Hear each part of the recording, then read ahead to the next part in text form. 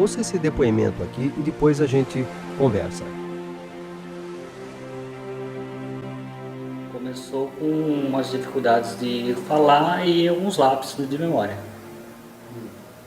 Aí foi evoluindo para uma dificuldade maior até para falar, se locomover, se alimentar, e a ponto de não conseguir mais andar.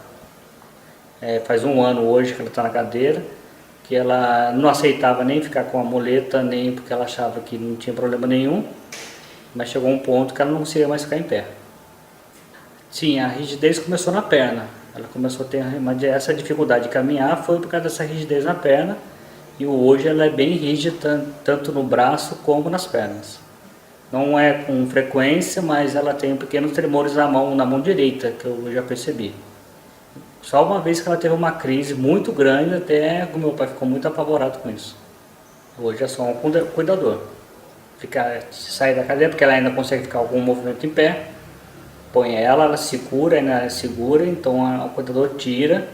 O pesado ele tira no local mesmo. Daí põe numa cadeira própria para banho e leva até o chuveiro.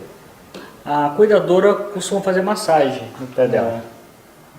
Quando ela percebe que está um pouco roxo, põe uma cadeira mais alta para poder circular melhor um pouco o sangue, né? Tem uma cuidadora que ela fazia até na mão dela, ficava passando creme, fazia massaginha nela. A doença começou mais ou menos 3 anos e o principal fator foram os delírios que ela começou a ter. Um ciúmes muito forte, mesmo do meu pai, que ele não podia estar conversando com uma outra mulher que ele já achava, ou até mesmo de um outro homem que já achava que estava armando alguma traição para ela. Que idade? Hoje 67. Na época ele tinha 60, vamos dizer 64, 65 anos. Ela comentou até duas situações ali, vamos dizer, a parte, que eu não sei se é interessante, vamos dizer assim, de uma tia que faleceu e a gente não havia contado para ela, e ela disse que estava chamando. Ela ouvia a voz como se estivesse chamando a minha mãe no portão da minha casa.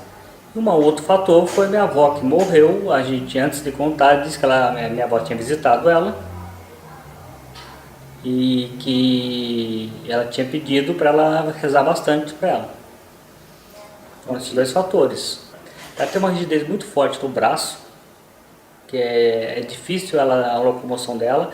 Quando você tenta movê-la de alguma maneira ou levantar, fazer alguma coisa, ela faz uma expressão de dor por essa rigidez. A perna dela, quando geralmente ela coloca a perna para fora da cadeira como se fosse uma cãibra, alguma coisa assim que empurrasse a perna. Aí quando você tenta voltar a perna dela, você percebe que realmente é dura, dá a impressão que ela está fazendo uma força contrária. Preste atenção e vai dar para você perceber que essa demência, esse quadro, ele é diferente do Alzheimer. Percebe?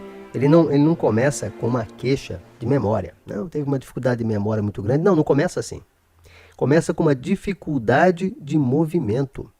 A pessoa tinha dificuldade de movimento no começo, uma dificuldade grande para falar, e olha, ela não queria usar nenhum tipo de bengala, porque ela não tinha percepção da doença. Ela perdeu a crítica também. Veja que essa rigidez, quando começa a demência com rigidez, dificuldade de movimento, dificuldade de fala, alteração de linguagem importante, você já começa a pensar que aquilo não é doença de Alzheimer. Se junto com a demência você tem um quadro que lembra doença de Parkinson, você já deve pensar agora numa demência por corpus de Levy. É muito curioso que não se faça mais facilmente o diagnóstico da demência de Levy, porque ela deve ser a terceira causa mais comum de demência atualmente. Não é que o paciente não tenha queixa de perda de memória, ele se queixa sim de dificuldade de memória para fatos recentes, mas o que chama mais atenção para a possibilidade de demência de Levy, preste atenção, é a flutuação na capacidade cognitiva do paciente.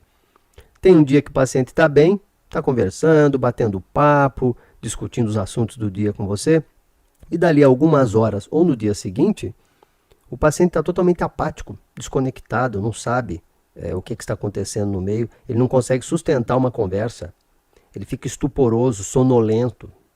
E é por isso que muitos clínicos, às vezes, começam a procurar causas secundárias para essa flutuação da capacidade cognitiva do paciente. Um dia ele está bem, no outro ele está ali largado, apático. A primeira coisa que a gente pensa é um AVC, não é? Um derrame, não é? Uma infecção urinária também, que é muito comum, e não se acha nada quando o paciente tem quadro de Levy. É porque a cognição, né, a capacidade de orientação do paciente, ela flutua mesmo nesse quadro de um dia para o outro, ou às vezes de uma hora para outra.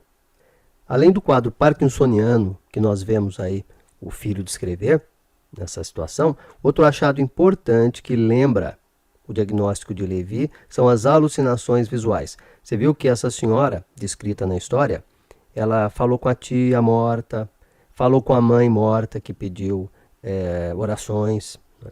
Apresenta também esse quadro de delírio de ciúmes. Na demência de Levy, o paciente pode apresentar, principalmente no começo da doença, abalos mioclônicos. O que é isso?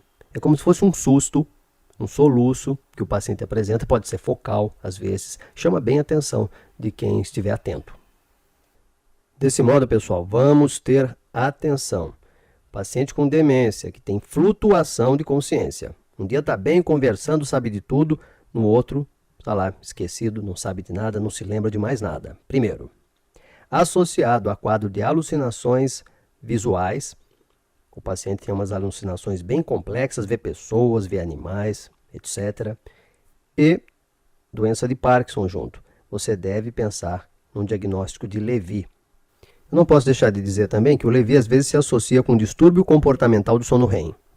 Distúrbio comportamental do sono REM. O que é isso? O paciente de madrugada ele tem sonhos vívidos e ele pode se agitar muito na cama, pode agredir o companheiro, pode levantar, pode gritar. Isso tudo dormindo, durante o sono. E atenção, os americanos eles têm um termo que é bandeirinha vermelha. Bandeirinha vermelha quer dizer perigo. Então, bandeirinha vermelha para o uso de neuroléticos e remédios para vômito, os antieméticos, nesses pacientes com Levy. Eles são ultra sensíveis a essas medicações.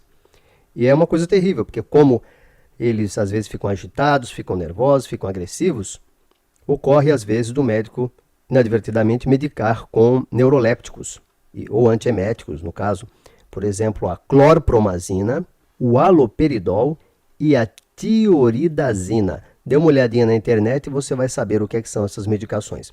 O paciente com Levy, se ele toma essas medicações, ele pode ficar com uma rigidez extrema, ele pode ter uma piora muito grande da função cognitiva, ficar muito confuso, e isso aí pode causar até um risco de morte. Meu nome é Paulo Canda, eu sou neurologista. Aguardo você em nosso próximo encontro.